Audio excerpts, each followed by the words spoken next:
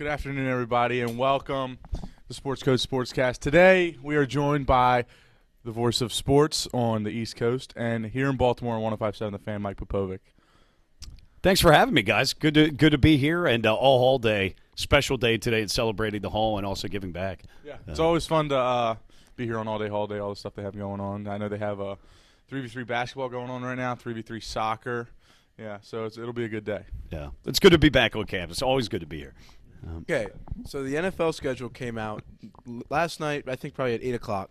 There was a few interesting games that are on the schedule, but how do you feel about the Ravens schedule? Like, what are your initial thoughts on their schedule? Well, first off, and I've said this before, I'm not a huge fan of the London games. And because of the amount of travel, it gets the teams out of their regular routine. Right. I understand it's a nice payoff, if you will, to the fans over there to be able to go over there and have them see their favorite teams in person. But I think for the teams themselves, I think they do them a disservice. I'm not a big fan of it. And I got to tell you, the 9:30 start for me personally, Sunday, you go to church, you got things to do. I'd rather those games start, say, 11:30 in the morning. I think that would be better, like baseball had their 11:35 with the Orioles and Braves the other day on NBC and on Peacock. So I'm not a huge fan of it. But in terms of the layout of the schedule, though, I think it lays out fairly well. Now, the last 4 games of the season, they've got Jacksonville, San Francisco, Miami, and Pittsburgh. Those last 2 games are at home, though. But that is a tough stretch there, no question about it.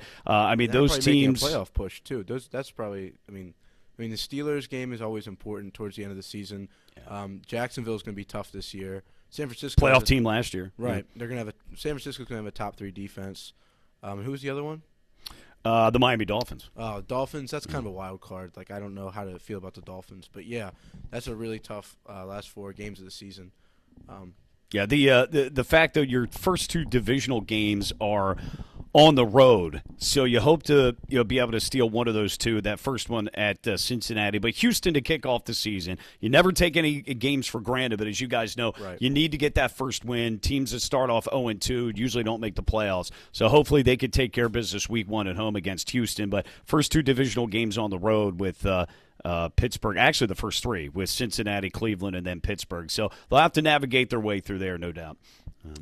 Yeah, Dave, when you first saw the schedule, what was your initial reactions as a Ravens fan? As a Ravens fan, I liked it. First off, I really liked starting off with the Texans. Obviously, you can't take it for granted, but C.J. Stroud, rookie's first game, most likely, unless they go Davis Mills, which I would doubt. I'm not worried about either one.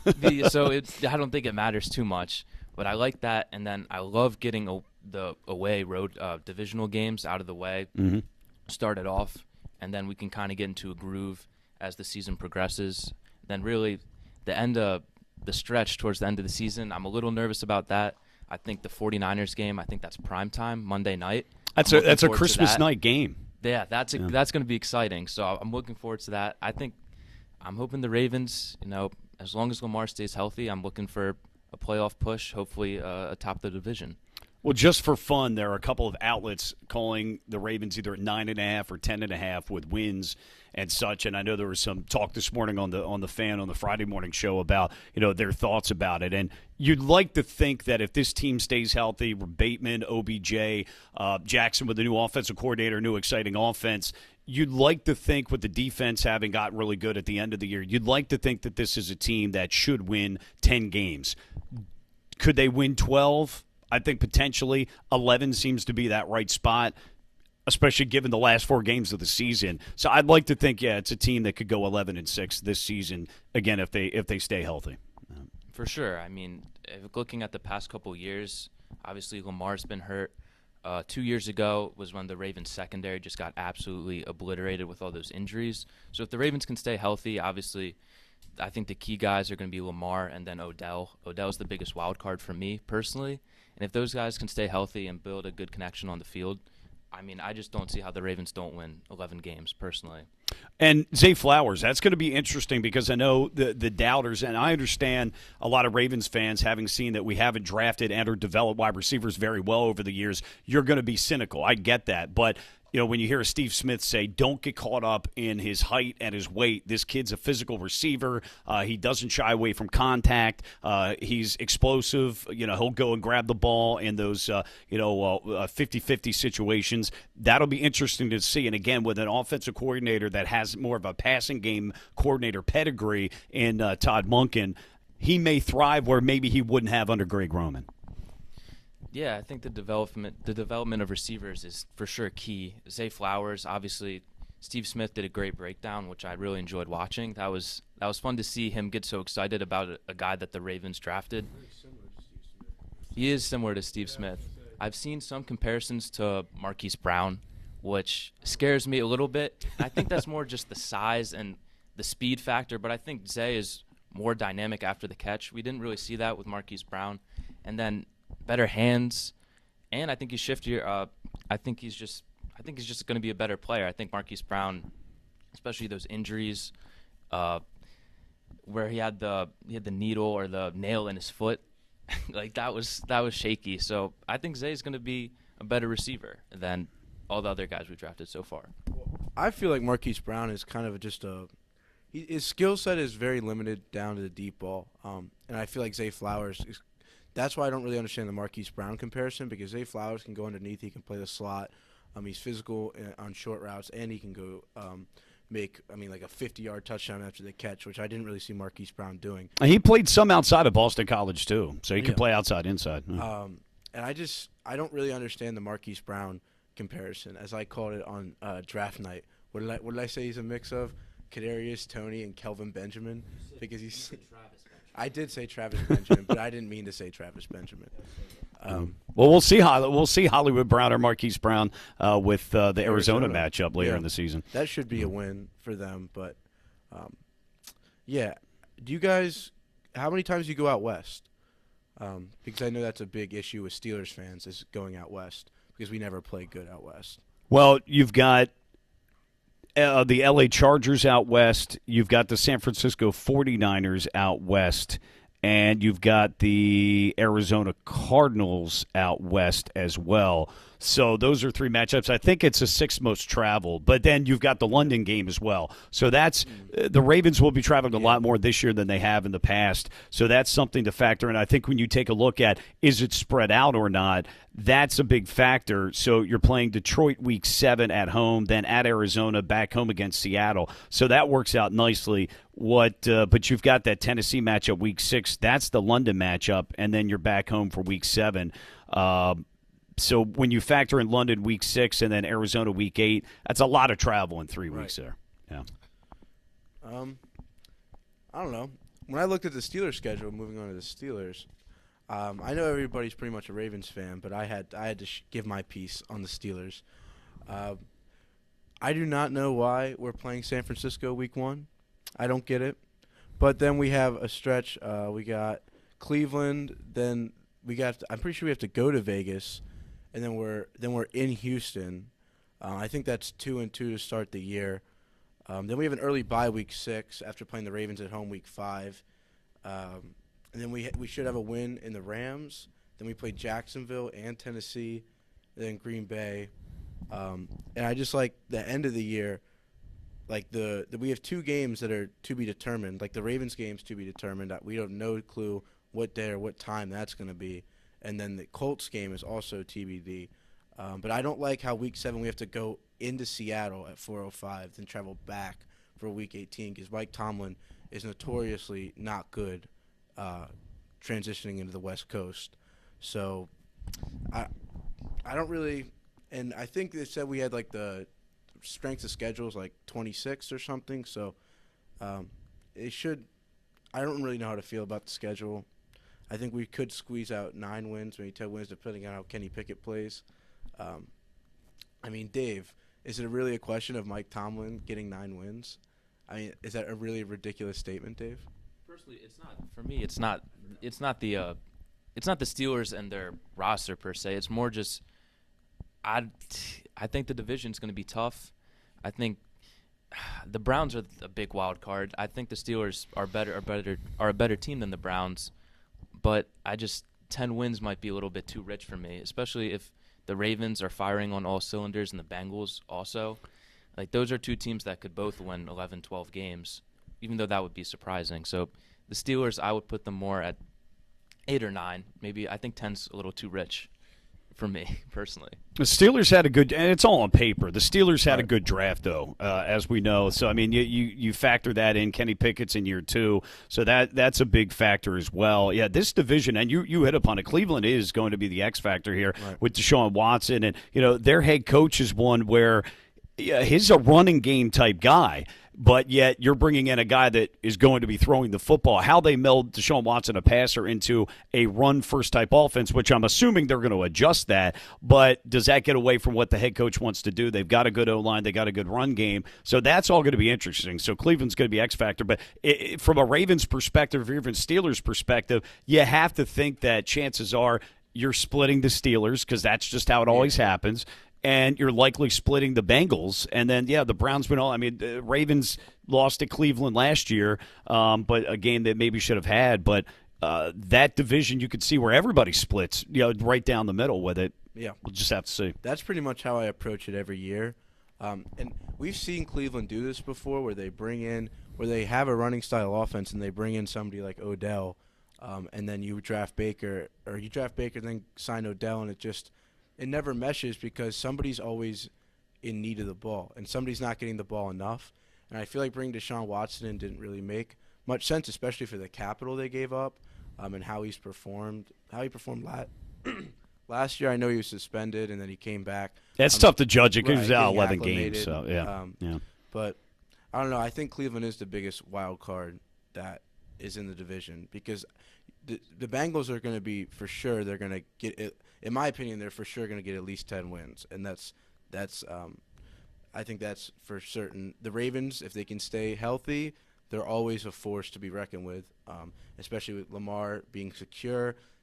There's no controversy with Lamar anymore, and he has probably the best weapons he's ever had in his career on paper.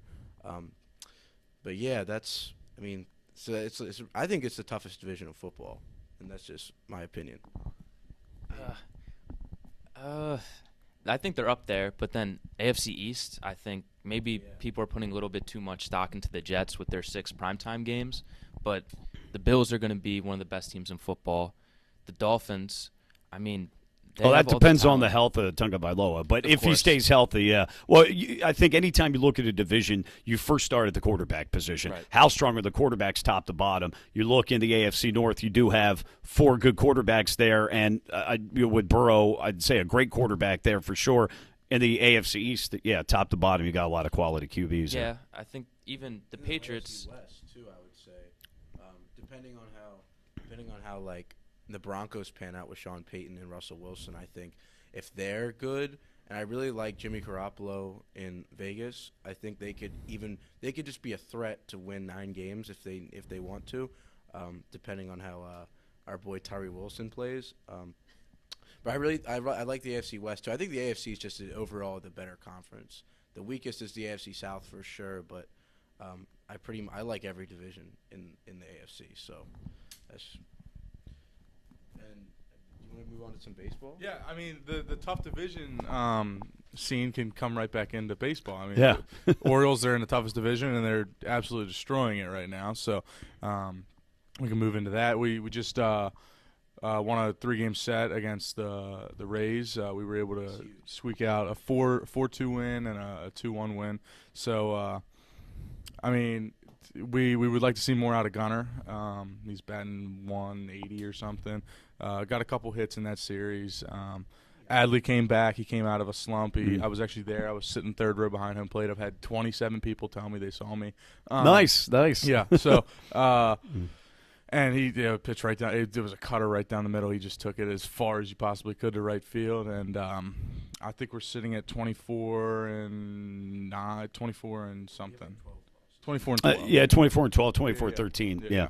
So, we're performing as well as we possibly could. Yennier Cano is one of the best performances I've ever seen out of a reliever. Yeah. 20-some innings, 0 ERA. He's given up like 4 hits. Yeah, so it's all good that we're seeing right now. They need to bring him in a situation where the team's trailing, and it's okay if he gives up a couple of runs, because otherwise, at some point, he's going to come. It's going to happen. But yeah, he's been phenomenal. But look, to your point, I mean, the AL East is top to bottom right now. I mean, a phenomenal division. Now that the Orioles have gotten better, you've seen Boston have 1 year good, 1 year bad. The Yankees have, the Yankees are the Yankees during the regular season. Toronto's been hyped up a lot the last couple of years. They still have to get it done in the playoffs, but they've been solid during the regular season. But I think for the Orioles, you go back last year, a 31-game turnaround, and a lot of people may have questioned, but was that a bit of an outlier? How much of that is truly the makeup of that the organization's getting better? And so far, we're a little over a fifth through the season, and you're seeing that so far they're proving that last year was not an outlier, that it is indeed more of the norm of where this organization, where this team is headed. So that's the good news. There's still more to come. You've seen the starting pitching start to get better with Kramer, for instance, 2 straight quality outings. We need to see more, and ultimately the teams that make the playoffs are the ones that get the most out of their starting pitching from an innings perspective. So we do need to see that more. Rodriguez is learning on the fly in the majors, so he's going to have his ups and downs. You have to understand that. But yeah, it's great to see that they've been able to build off what they did last year. And we see the starting pitching thing happening with the Rays right now. I mean, they're going to go far into the season because of McClanahan pitching very well. And last night they played the Yankees. They won 8-2 or something. And Drew Rasmussen pitched 7 innings, gave up 2 hits, 7 Ks, and only threw 70 pitches. He's on my fantasy team.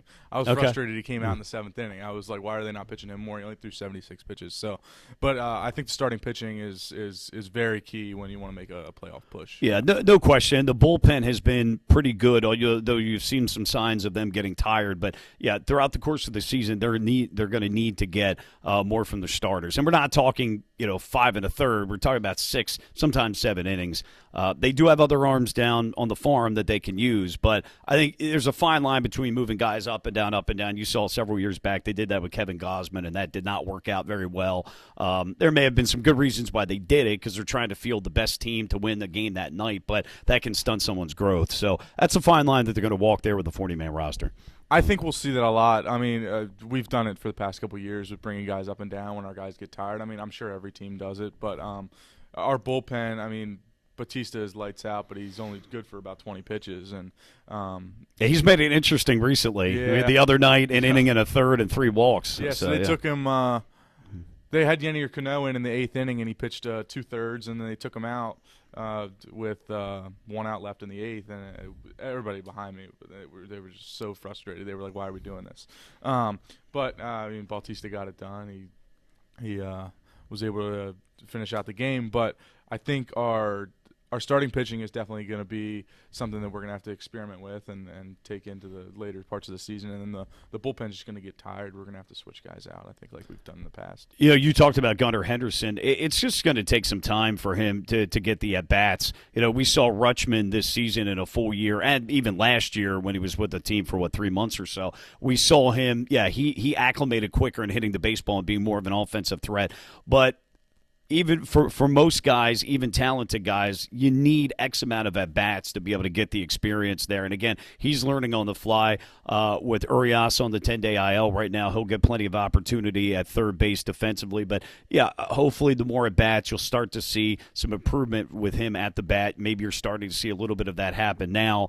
The guy I feel sorry for, Ryan Mountcastle's had so many solid hit balls right at guys or defensive guys who made really good plays in the outfield or what have you, but nothing you could do about that. But with Henderson, man, if he can just up his average by 30 to 40 points, you see what that would add to an already what has been a potent lineup.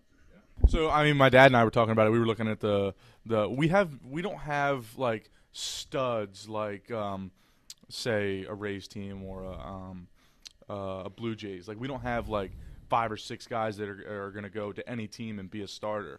We have guys that are like a bunch of wild cards. Like Santander has proved that he's very good, but he's not like an everyday starter on a lot of rosters in the majors. And McCann's playing very well when he's a wild card. O'Hearn's been playing well when he gets a start. We've seen success out of Hayes, but he's playing lights out this year. He's been a lot better than he has in the past. And overcoming that injury. Oh, yeah. And then how about Mateo's the guy Mateo, that's really. Yeah, I mean, I was going to go to him last because, I mean, he's been the hottest hitter in the MLB for the month of April, and then moving into May, he's still successful. I think the pitchers kind of figured him out a little bit, throwing more off speed, and he's out in front of it. But he can definitely hit the fastball. He's proved that he can hit the fastball. So yeah, and a really good defensive player. But you're right. I mean, you look at the lineup outside of a guy like Rutschman and maybe Hayes to some extent and Mountcastle. But generally speaking, yeah, they're not necessarily the lineup of like a Toronto, for instance, with the talent they have in that lineup. But hey, the numbers are the numbers, and they're scoring a lot of runs. They're one of the top run-producing teams. And obviously, too, stealing bases. They've been able to be very successful at that. I mean, you've got guys like Mateo, Mullins, but also Hayes. I think I just mentioned him. Mountcastle a little bit. The guys have speed. And you're also seeing the Birds at times not afraid to put down a bunt. I mean, this seems to be a lineup that is offensively fairly versatile, where they can hit the long ball a little bit, but they steal bases. They'll put down bunts. Hit and run type team. They're doing a little bit of everything, which is really good to see. Where you see a Yankees team, they're home run or bust, and yeah, it gets them through the regular season. But come the playoffs, it's not enough because you face much more quality pitching. And we've seen little stints of everything out of everybody. I mean, Frazier's been good defensively, and Frazier's a good pickup for I Mike Elias. love that pickup. Yeah. And then we talked about Mullins, but I mean Mullins is having an average year, but he's 12 for 12 in steals, and he's playing very well. So defensively in the outfield, really good. And I mean, look, he had a season where he hit over 300. Towards the end, he slumped and finished, I think, at 295. You'd love to see that average at least maybe be around 275, 280 for him. That'd be nice, a little bit of an improvement. But he's been a guy, along with Mountcastle and Hayes, really, those guys were a part of the previous general managers between McPhail and Duquette. So they're melding in with the new Elias guys that are in the mix. So you get that combination there. So some of them are not Elias guys. I don't know that people realize that necessarily. And we talk about the guys we have down on the farm. I mean, we have middle infield down there. We have guys in the outfield. Heston Kjerstad has been very good. He's coming off he has a heart injury. It set him back when he got drafted. He was out of baseball for a month and a half or so, came back, played the minors, I think, the second half of last year. And his very first spring training game, if you remember, he went 3 for 4 or 3 for 3, one of those two, and he had a home run in his very first at bat. And it just goes to show you. But they've been able now, to add a plethora of talent. Everyday guys, especially in the infield. That was a weakness for this ball club when Elias took over, among many things. The minors wasn't very strong to begin with, but infielders was an issue. It's not now. Yeah, I'm a big fan of going and watching the Bowie games. I mean, it's 45 minutes from my house, so I go down there and watch a guy like Kobe Mayo, who's still very young, has a lot of potential, a lot of power, third baseman, first baseman. Mm-hmm. And then you got Jordan Westberg, who can hit the ball very well. And you've got Cesar Prieto, who he had a good season last year. He's been, I think, a little down this year. But you have a lot of guys that are – Jackson Holliday's in Aberdeen. Correct, yeah. Jackson Holiday is very close. We could go watch him whenever we want. And if you go to the beach, catch a Shorebirds game in Salisbury on the way to, or take a half day and go up to Salisbury. We've got Colton Cowser. We've got Kjerstad again. I mean, all very successful in the minors right now. So I think we have a good future. Yeah, when I started in sports talk radio in 2007, it was all Ravens all the time. The Orioles were not a factor, and we didn't talk about it much, and that was unfortunate. And then a little bit of Terps here or there with basketball, maybe a little football, but it was mostly Ravens. To have the Orioles be as significant as the Ravens is huge for all of us, and it's great to see. It's great to see the amount of younger fans be out at Oriole Park at Camden Yards, and now it's an event too that people want to be there, and so that's great because they need to build the younger generations of Oriole fans now. And look, the rule changes that they've made, I'm sure you guys have talked about that a lot on the podcast. It's obviously playing out and working very, very well for everybody. It seems like all involved, and a lot of these younger guys have already played with those rules in the minors and in college, so it's not as big as an adjustment for them as maybe the older veterans. Yeah, I mean, with the new rules and the promotions that all the Orioles are doing, I mean, I give a lot of credit to the Orioles. They're doing I think free for 9 and under. I mean, you're getting the younger generation. They all like being at the ballpark. And then you got $10 bleacher seats. I saw the other day they were doing it was like $5 bleacher seats on like a Monday afternoon or something. And they had some 50% discount on something the other day too, and that's big. And I know they're doing concerts on Saturdays before games, and they want to enhance Oriole Park and make it like Truist Park down in Atlanta with adding. And I don't know how much from a footprint standpoint they're going to be able to add, but they want to make, or I guess bring in more restaurants and such, and also maybe an entertainment stage. And, hey, the more the merrier with that, and the more they can make it an event and get people down there, the better. Yeah, I think Camden Yards is already a beautiful place as it is, but you stick it in the middle of Baltimore, it's not the safest area. I mean, people I think making it more of an event, making it a better atmosphere is exactly what they're doing, and it's going to be good for the city. Yeah, no question about it. Golf right there, and yeah, you could see that off of 95. Yeah, I saw that the other day, and that was it's pretty cool to see. And I know they're building up. They're also putting some other, and I think speaking of events, an event stage or something on that side between the casino and M&T Bank Stadium, along with Top Golf there. So yeah, I mean they want to make that a big sports area, and that's. Look, that would be fantastic. Sports entertainment area, restaurants, bars, etc. You look at Philadelphia, for instance, with Xfinity Live there, which is phenomenal. So if they could do something like that. There was even talk years ago, and I'm a traditionalist, so I'm glad it's not happening, but there was talk years ago about moving the Pimlico racetrack down to that area as well and to make that a complete sports park. And I'm sure it would have been great. I'm a traditionalist, so I'm glad the Pimlico is still where it is and that the Preakness is still there. They still need to work through renovating all that, which they said was going to happen or start to happen by now. But that said, there had been talk about that being the case at one point, but they're off to a good start down there, and more to come. Well, if anybody wants to know, it's Taryn Favre's birthday today. So there you go. Happy birthday! Who Taryn just Favre. got brought back up? Yeah. And I don't know if I'm not a Pirates fan. I'm an Orioles fan. And it's like the same reason the younger generation coming up and watching. It's way easier to go to a baseball game as a 5-year-old than it is going to a Ravens game or something. So I grew up watching the Orioles, so I'm a Steelers and Orioles fan. But yeah, I really like where we're headed, and I think they're just trying to tie that whole area together, where you can just walk back and forth. The Ravens stadium's right there, like they do in Philly. Lincoln Field's right by the basketball arena. Wells Fargo and right. yeah, yep. So Citizens Bank and Lincoln Financial and right, absolutely. Yeah. Dave, I mean, I know Ben, you did not like the rule changes because. Yeah, so I thought my dad and I had many discussions. I talked to my dad 24/7 about baseball, and we're big baseball card fans, so we're just like always constantly talking about it.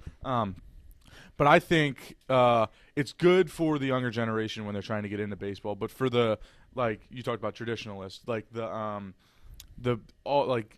lifelong baseball fan, it's trying to appeal to the non-baseball fans. But the lifelong baseball fans, they like the traditional game. They like the games how they are. Like they like them to be longer games and just like a fun atmosphere. But now they're making it so it's shorter games, less time at the ballpark.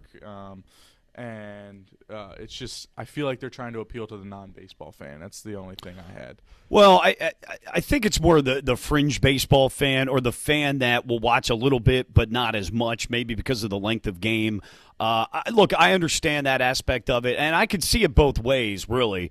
But they are trying to get a fan that may watch a little bit, go to the games a little bit, and get them more involved. And the big sell is, well, the games are shorter, and there's more offensive production. And to me, I don't think the time matters as much. If there's action, I don't think people care necessarily how long a game is if there's a lot of action. And the offensive rules were changed to do just that and score more runs. They decided to get it from both ends. So they decided to try to shrink the game as best as possible, though when you're encouraging more offense, the games are going to be longer anyway, just not as long as they would be normally with that. But look, I understand that, but they, from a business standpoint, need to make sure that they have a younger fan base for generations to come that will be involved in going out to games, but more so watching it because it's all about the TV contracts as much as the ticket sales in the stadiums. So, we'll see if that makes the difference. I mean, that is going to be the question, but all of us know the winning cures all. You can, if you've got a team, despite the rule changes and shorter games, if you've got a team that's losing 100 games, you're not going to get that interest. And even some of the bigger baseball fans may not tune in as much as they normally would. So I understand that. I thought that they might start first with the offensive rule changes, see how that goes, and then maybe work on a pitch clock, et cetera. But they decided to go full bore all in. And, again, it seems to be working. Yeah, I'm sure there are some that are not happy with it, but it seems like the majority are. And we'll see. But ultimately, they'll need to see over the years here, okay, can they quantify increased crowds, increased TV and radio listening? We'll find out. Yeah, I think it also all depends on the team. I mean, like, because you have the Orioles are one of the hottest teams. They're filling up the stadium. And when I was there the other night, it was a 2-hour and 15-minute game. It was still very enjoyable. I mean, it was a 4-2 game, but I mean, it was every 5 seconds there was something going on. Yeah. So, but if it had been 3 hours and 15 minutes, I don't think the people would have cared because the Orioles are winning. It's Tampa Bay. You've got young players. So that's that aspect again. If they're winning and there's a fair amount of offense, I don't think the time matters as much. Yeah, and there was I'll get to you in a second. There was an Oakland game the other day, and Oakland is I'm pretty sure they still have the worst record, and I think they said there was 1,200 fans or less than. Should we just call them the Las Vegas A's at this point? They need to move. I mean, it's all has to do with the stadium as well. They did. Yeah, the stadium is horrendous. I mean, historically bad. Yeah, so, Oakland, Alameda, yeah. Well, I guess they could call them the Aces in Las Vegas instead of the A's, with that. But, yeah, you're right. I mean, the Oakland, that's an outlier because that's a bad situation there. They're on their way out the door. So. Yeah, I don't know. Oh, yeah, I know what I'm going to say now. I do like the shortened games just for one particular reason. Because if you're going to a Saturday game during the summer and it's 95 degrees outside, I would rather sit in the sun for 2 hours and 15 minutes than 3 hours. Hey, that's completely fair. That's completely fair. Yep, I get that. When I did used to go to like night games and stuff, and it was a longer game. I'm like, oh, gotta clear my whole schedule. Like, I cannot do anything after this game. But I remember I was going. I was going with you, right? We went to the O's game.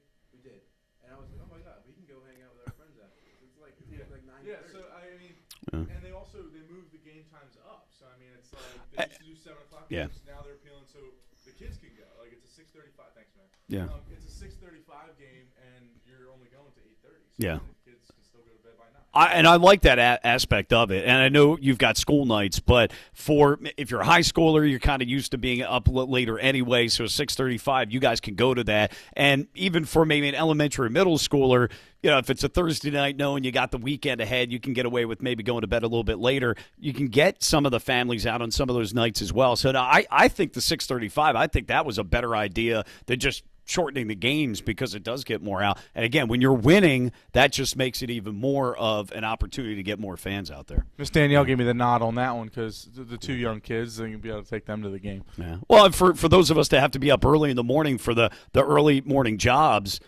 they can get in most of, if not all of the game and still be able to go to bed at a decent time like yours truly because I'm up at 2:30, 2:45 in the morning for my job. Yeah. So I don't know.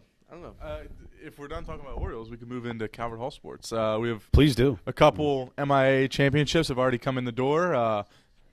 3. We have tennis, rugby, and my team, and the JV golf.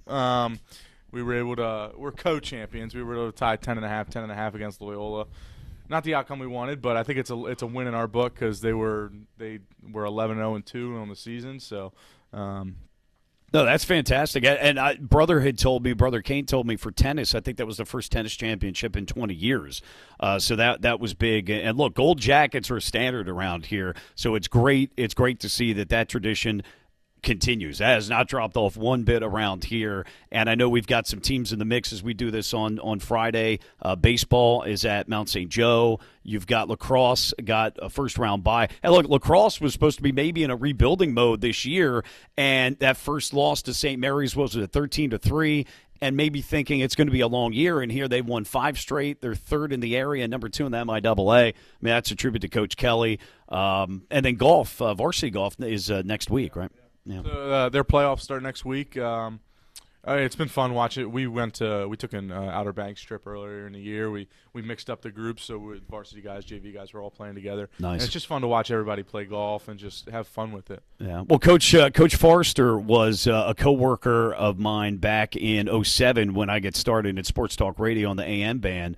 He was the morning show host there, and he now is over at the Fan with us doing that golf show on Sunday afternoons from noon until 1. But he's been a guest of my show at times, and it's great to see he's over here. And I credit him every time at the end of our interviews. Go Hall.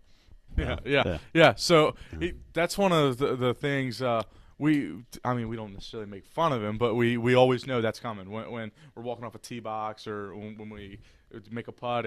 We come off the green. It's Go Hall. Yeah, every time. But it's always fun to play with the guys, and it's just always a fun atmosphere out on the golf course with everybody. And I think track and field Thursday they had qualifying, so they're also in the mix there. So it's a busy time of year around these parts. Yeah, and I think David wanted to talk about some Terps. Yeah. Oh, yeah. For me, I'm a big Terps guy, Terps basketball. I love Terps. So I just want to get your opinion on the whole Hunter Dickinson situation. Sure. With the NIL, I know he was complaining. Obviously, there was thoughts he might come to the Terps, a little hometown reunion. Obviously, he played with Jameer Young at DeMatha. But then he says the big reason that he transferred from Michigan is the NIL. So I want to get your opinion on the whole NIL situation in not only college basketball, but just college sports in general. Well, first with Hunter Dickinson, I think he was doing Maryland at Georgetown. He was just being nice about having lunch. He was in town, so he met with both the coaches, and he's obviously got ties to both schools. The Georgetown coach had recruited him back at Providence, and then, of course, you mentioned the Young ties of being from the area with Maryland. Look, NIL is out there. Dickinson's not going to be a major NBA star. He may get drafted. He may get signed by an international or a European team, what have you. But so he's going to try to get as much money as he can. Now that that's out there, I still think that NIL benefits the blue bloods and the athletic programs or the schools that stress athletics and want to win as much as being a good academic school, if not more so. And when you think Kansas basketball, or you think Kansas basketball. They're always in it to win it. So I'm not surprised that they were the highest bidder in that regard. You look at Michigan, where he came from, and Maryland. Those are schools that have academic standards. They put academics as high, if not higher, than athletics. And so their NILs are not going to be as competitive. Now, I'd say Michigan is more competitive than Maryland, but that's going to be always a barrier for Maryland to have to overcome. Now, my understanding is they did pony up and offered maybe a better NIL than what I think Dickinson was expecting.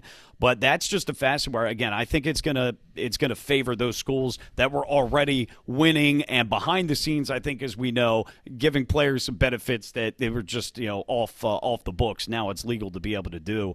It's here to stay, and I just hope for the players that don't have an NBA career in front of them that they consider that their college experience and the degree is still very important, because only about 2%, 3% of these collegians go to the pros. So you need to consider the college experience and the academics as much. But it's a long time coming. I didn't think NIL would be as expansive as it was. I thought it was, hey, if your name's on the back of a jersey or used in a video game, you get that money. I didn't think it would evolve into getting the kind of paydays, endorsements that it has.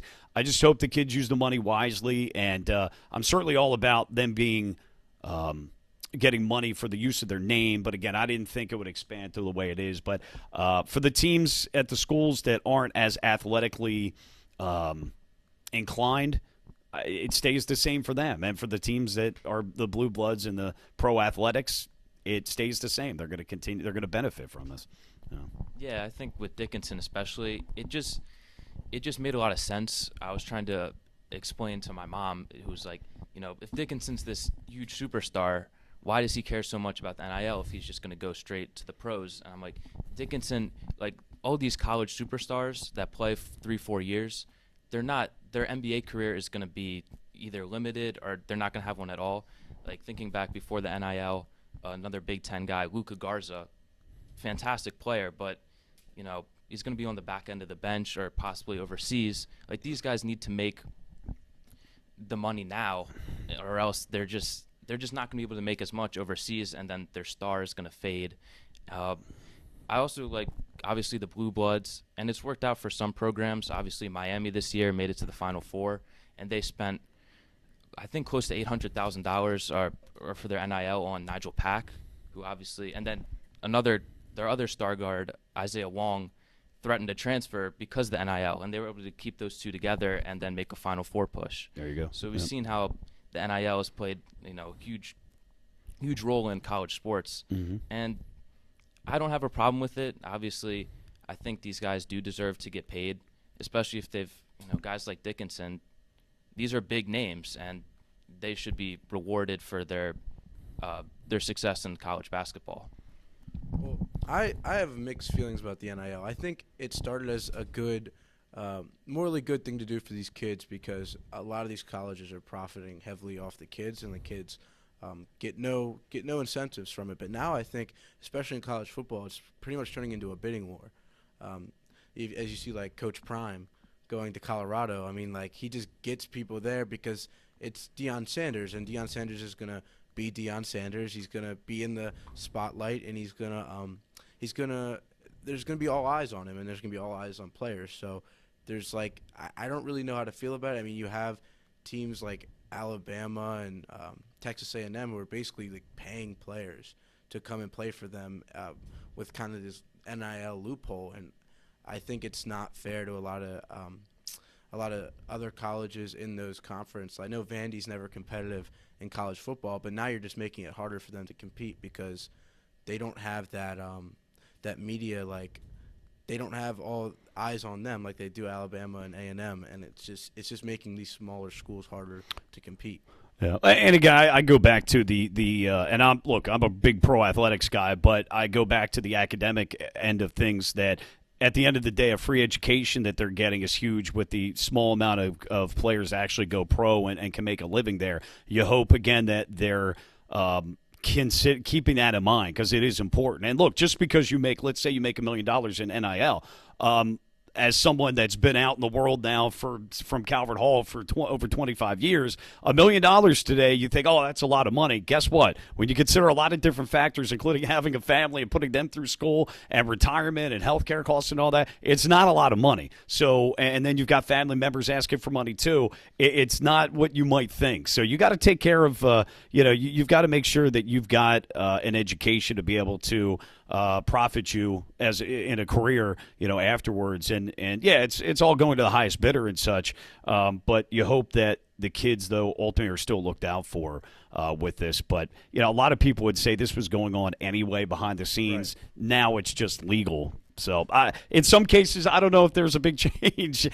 Maybe the numbers are higher in some cases. But, to some extent, this was always going on. It was just being done behind closed doors. And maybe now that it's legal, it's more aggressive in the sense of you can absolutely. There's more, I think that's money right. being thrown at them than there was because you kind of had to keep it in the back rooms. You kind of had to figure out a way where it's not noticeable for these like NCAA investigators and such. Like Penny Hardaway at Memphis. Whatever happened with James Wiseman? What did he do? He paid for his apartment or his mom's apartment or something. Yeah, Memphis is, again, it's like a Coach Prime type of deal, just to a lesser extent. Obviously, Penny Hardaway, famous NBA player, and they get these guys, they get these 5 stars. Obviously, Amani Bates they had for a little bit. These again, that's I think the downfall of coaches like this. They get all these big name guys, but I don't think Penny Hardaway's a good coach. It's just been proven. Like Memphis, they're in the American Conference. They haven't been good, and that's, maybe we'll see what happens with Coach Prime at Colorado, and if he gets the same type of Penny Hardaway, where they got all these big names and then just kind of falls flat. Well, I know you saw Memphis when they got all the big names. They were, touted as like probably top 25 championship odds, and you see Colorado's championship odds jump. So that even affects the newly legal sports betting scene, and it's just with big name coaches like Deion Sanders, and it's actually just a weird dynamic with Deion Sanders because his son is at Colorado, so it's like that whole like father-son kind of bias where Shadur Sanders is probably going to start And I mean, you see his draft stock. I mean, if you go into any early mock draft, Shedeur Sanders is like first round, like he's going to go in the first round. So it's kind of interesting. Yeah, just two seconds on Coach Prime, then we'll get back to the Terps. Is that I think with him, I understand that his brand is what's selling Colorado football right now, bringing players in. I think he's going to have to walk a fine line to make sure that it's not all about him, that he makes sure his players get credit, because I can see where it could quickly become, well, you're getting all the spotlight, we're doing all the work here, and we're not getting any credit. And so he needs to walk that fine line. But I understand that, though, he is right now Colorado football with that. I also think in terms of bringing the players from Jacksonville State, and look, his son probably will be the best quarterback on the team for this season, but I think you have to be careful about just handing kids jobs. If there's, say, a 5-star that said, I want to go to Colorado, and Coach Prime saying, the job's my son's and it's not going to be earned on merit, that's not a good sign. So that won't likely be the scenario this year, but in the future it could be. So I think that's something that I don't know the kind of message about, well, I'm bringing these kids and they're going to start. Well, if he ends up recruiting some other good kids coming in, there should be open competition if another kid may be able to win that job. But, talking about NIL, and it's not mutually exclusive, but, you're talking about the Terps. Something also with the transfer portal, though, NIL aside, you see an Ian Martinez is transferring from the Terps. Now, that's because you've got 2 freshmen coming in who are going to start. Right. You get a transfer from Indiana. And the thing that bothers me a little bit, though, and it's a sensitive situation. I understand these kids only get 4 or 5 years and they want to be able to play as much as possible. But what's also going on is you've got kids that don't want to necessarily earn it. They don't want to earn the spot. If they're a 6th or 7th man and they get a lot of playing time, it's not good enough, and they don't want to have to earn the ability to get into the starting 5. They want to go to a school where it's handed to them, where I'm automatically going to get in the starting lineup based on my talent, but not necessarily having to beat somebody out to get there. And look, when you graduate from college, you're going to be in situations where you're going to need to earn a spot. You're not just going to be handed a CEO spot or a CFO spot or whatever it may be. You've got to earn it.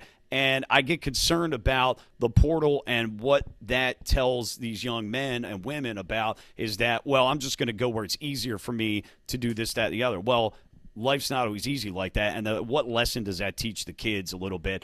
Again, I understand coaches move from school to school. Should kids not have the ability to do that? I understand that, but also there's some downsides to it as well. Agreed.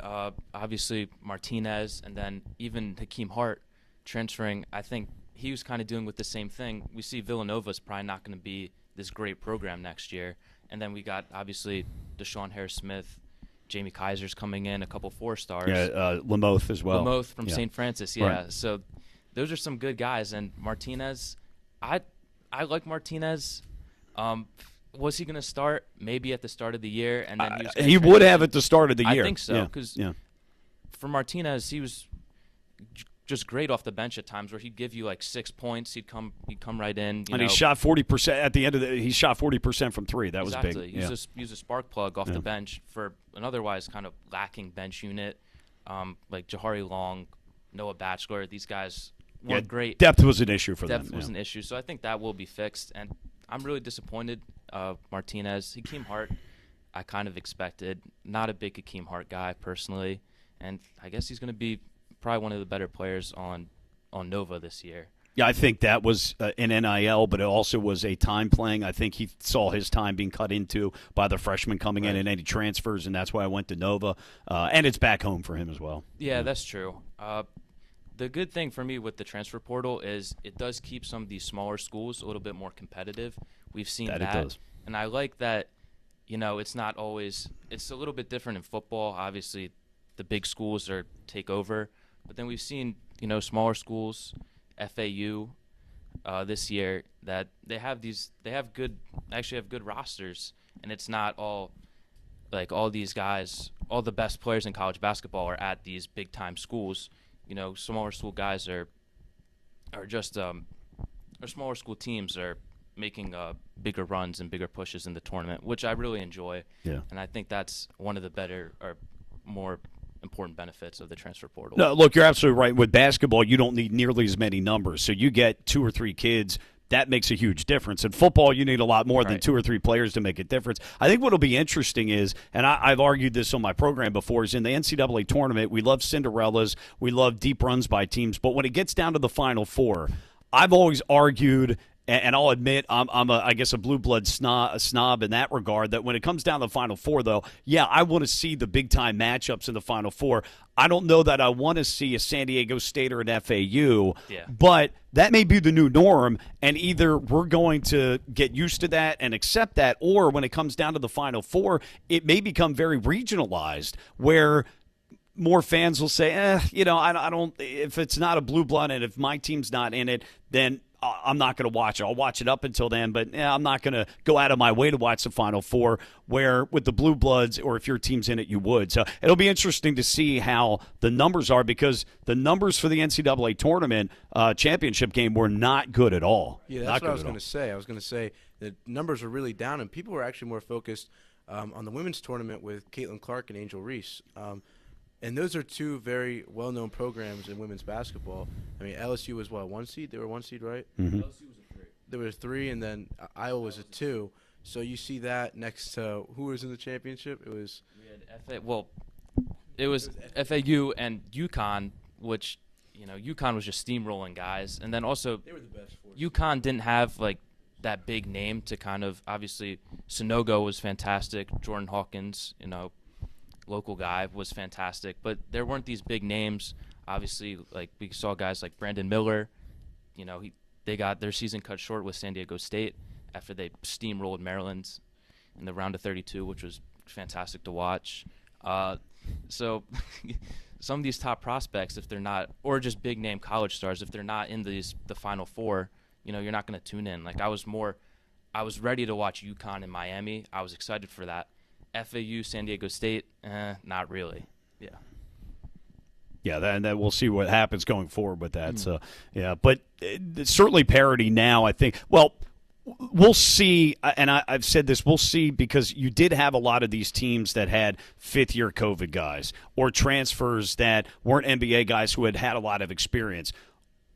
There was already a ton of parity in men's college basketball. We'll see if it's fully immersed itself in men's college basketball, or if because of the transfer portal and the extra COVID year, if it'll still be the case in the Final Four where you'll have at least one number 1 seed and maybe a 2 or 3, or is it going to be going forward that you're going to see a lot of 4s and 5s and 7s make up that Final Four? I'm sure you'll still have some 1s and 2 seeds, at least as one of the 4 teams, but it'll be interesting to see how that Final Four goes from here on out. But eventually that COVID year will flush itself out, and the transfer portal's not going away. Right. But we'll have to see how that but look, parity in men's college basketball is, if not already there, almost fully there, and in women's college basketball, it's getting there. It's still somewhat top-heavy, but you've seen a lot of improvement. And Maryland really going to the Big Ten pushed the women's game, where the Iowas, the Ohio States, the Michigan – well, Michigan's always been halfway decent, but you're seeing that these other Big Ten teams have had to catch up to a Maryland coming from an ACC. Right. And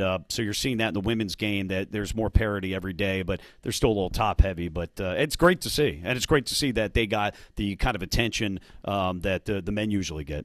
Yeah, because I think actually the Lady Terps are usually a lot more consistent than the men's side.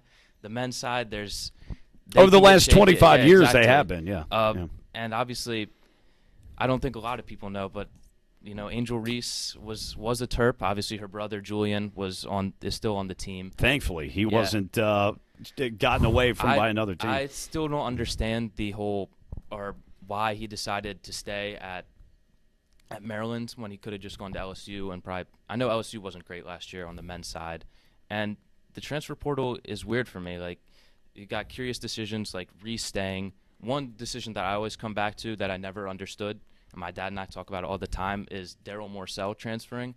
I never understood – like, he was a homegrown guy. He seemed like he loved the Terps, and then he just left and went to Marquette. Obviously, there might have been some stuff going on behind the scenes, because then – the next year, while he was at Marquette, Turgeon steps down, and then we see the kind of the downfall of the Terps program that year. Yeah, I think for Marcel, that was he wanted more opportunities to be able to be an offensive weapon, and that way to better his stock for the NBA. If he had come back to Maryland, he would not have been their 1 or 2 option on offense, maybe not until you get to the 4th guy. And so he wanted to improve his offensive game for NBA stock. Now, ultimately, it didn't pan out for him, but that's why I went to Marquette there to do just that. Because otherwise, you're right, but that was more of an individual type thing. And after 4 years at Maryland, who could blame him? He certainly did his part to help the Terps out. Yeah, great. But it was disappointing. I agree. It would have been great to have him back, though. I know, because that squad was not one of my favorites. And a little bit, I think he might have been able to be more of an offensive weapon just because Ayala was just awful for me personally. I have a strong dislike of Eric Ayala. It's just not a great player personally. Well, he and Wiggins. I mean, the thing with those two, he and Wiggins didn't develop until the second half of their junior year, and then they played great together. But it was such a short period of time where you would have liked to have seen that development earlier under Turgeon. It didn't happen, and that was look, for a former point guard at Kansas, I don't know how Mark Turgeon's teams offensively were so deficient. No offensive game plan. It's always a 2-man game or 1-on-1.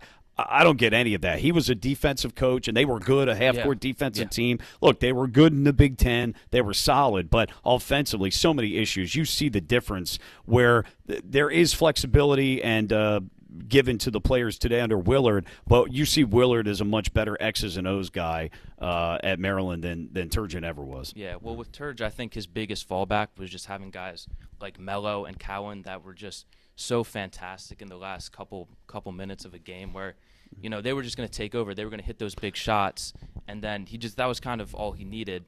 It was a fallback almost, and then Ayala wasn't really like that. Then we get big guys in the portal like Wahab. You can't develop him. Obviously, they helped up Danny Manning as an assistant coach.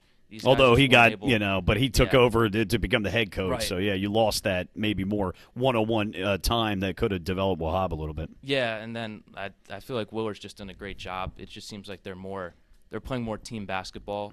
I still see a little bit with Jameer Young trying to play the hero ball, like Cowan Trimble-esque, where he's taking these shots at the end of the game. And sometimes they fall. Sometimes I'm like, we just don't need that at that time. But I really like where the Terps are heading. I think this is going to be one of their best squads they've had in a while. Obviously, one of their best recruiting classes. And then they bring back Jameer, Dante, Julian Reese should have I think, an all Big Ten season this year. They need another big man, though. And now that Martinez, that opens up, I think, what will ultimately be 2 spots, if I'm not mistaken, because they're going to have 2 guys transfer out still, right? With Pablo, and I'm trying to think of the other guy. So we'll see how they fill those spots. But no, I mean, look, with what they did last year, which they weren't expected to do much, with what Willard did, that was huge. And so it's good to see Young and Scott coming back. That's big for this team. Of course, yeah. We got anything else? Anything else we want to touch on? Very briefly, Maryland football, offensive line is going to be something that was a strength, and now hopefully with the transfers coming in, they can take over some of those spots. That'll be a question mark, but if they could put together a 3rd straight year of winning football, and they've started to build something already there, so hopefully they could continue that. Loxley did a great job in the transfer portal. Tungavailoa coming back. First game's against Towson. They've got a game against Virginia on a Friday night, so hopefully they can continue to build upon that. And look, Maryland football could win 7 games consistently, maybe 8 a year. That's leaps and bounds above where they've been. Kind of roller coaster ride with that program, but Loxley's a Maryland guy all the way. He's here. He's not going anywhere, and so hopefully they can build upon that. I know in Baltimore it's more about Maryland basketball, but I'm hoping Maryland football can continue to just provide steady, consistent, competitive football. You're never going to be a Michigan or Ohio State, but they can, or a Penn State, but they can still be solid in the Big Ten. And that's what's most frustrating with Maryland sports a lot is the men's basketball and football is just it's so inconsistent. I mean, you can have tough fought games like a couple times against Ohio State. You think, oh, we have a shot here, or Michigan, oh, we got a shot. I think this year when we played Michigan, it was like, oh my gosh, we're actually going to beat Michigan, and then it just kind of just kind of falls apart. And but I do like where Loxley's headed, and I really like Tagovailoa. He's going into his senior season or fifth year senior. But I think he played well last year, and this year he should take a leap. Obviously, he won't be a big NFL guy. He might make a practice squad or maybe get signed by the Dolphins because his brother. But yeah, I mean, I really like Maryland football. I thought it was the most entertaining year they've had in a while last year. That Ohio State game was a really good one. Yeah, Michigan was right down to the end. Right. If they don't fumble the kickoff return at the very beginning of the game, that's 7 points there. Right. There were a few questionable calls, always going to happen within games. But, I know sometimes they tease you a little bit against some of the better teams. But, this upcoming season, again, hopefully they can make it 3 in a row. But remember, I'll say this about, you were talking about Maryland women's basketball, and yes, they've had more success generally over the last 25 years. But don't forget with the men's team, though, going up until 2 seasons ago in that Turgeon season where he left halfway through, Maryland men's basketball team had 20, I think going back to the 93-94 season, had over 20 straight winning seasons. And they were right up there with the 2 of the other top teams in the country. Only 2 other teams had that kind of streak going. So, Well, it was a great day to be here at Calvert Hall on the 8th Annual All-Day Hall Day. We thank Mr. Mike Popovec for joining us today. Thank you, guys. I appreciate it. Always good being back here. Yeah, it was fun to have you. And no, I'm good. Oh, sorry. This is my every episode outro. It's stay classy, Cardinals.